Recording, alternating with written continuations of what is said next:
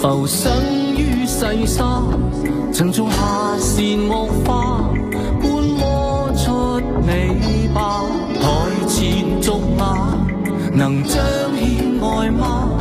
聽吧，燈火映照下，人重讀對白。凝神下，憑直覺描畫過離情中非斯界限。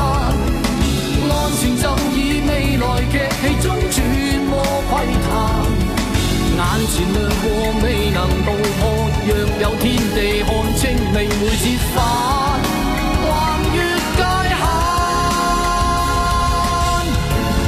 一生充滿變幻。